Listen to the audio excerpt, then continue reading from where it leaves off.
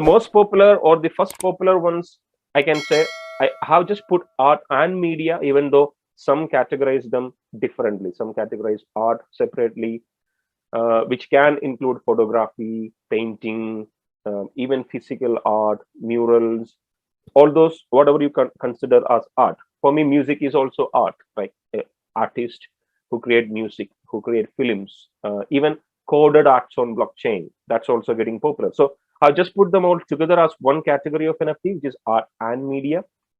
So there can be many different style, many different artists, many approaches, and also lack of assurance on whether that artist will stick with the NFT. That's also another thing. But because it's NFT should outlive the artist or the company which created it. That's the concept of NFT. So obviously, NFT shouldn't be dependent on the person who created NFT or the company who created NFT. Once it's an NFT, it's a non-fungible.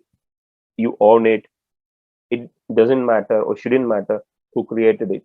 If there is a market for it, if there is a utility for it, if there is a genuine demand for it, that's where the NFT in the future, in the long term, will sustain such kind of NFTs. Otherwise, there is no point in investing into NFTs. Those entirely just depend on who created it.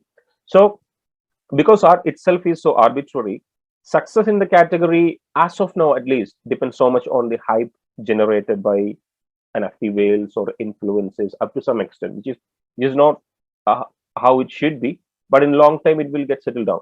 So basically, now a tasting session, like a wine tasting or a tastemaker session, is needed to bring awareness to an NFT artist, because the marketing plays a major role as of now.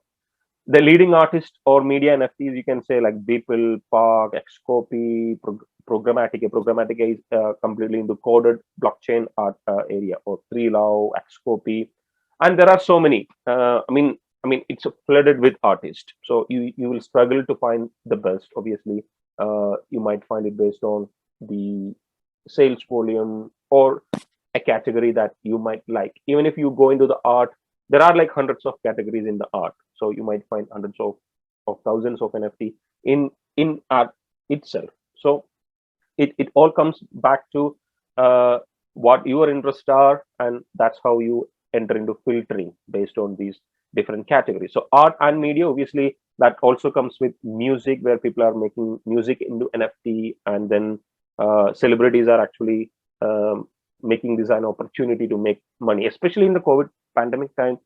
Most of the artists, they lost their opportunity to do concerts or bring crowd together, because it wasn't possible. So at that space, NFT played a major role. Platforms like ODS, which actually brought the digital space for artists, especially musicians. So the centralized system of art and music, for example, if you take Spotify, it just strips the artist, because most of the revenue goes to the major celebrities or major artists, and also like part of it goes to the platform, not actually to the artist. But when it comes to NFT, the power comes back to the creator, the real artist. So it's kind of a democratic way of promoting your abilities through blockchain and NFT, I would say.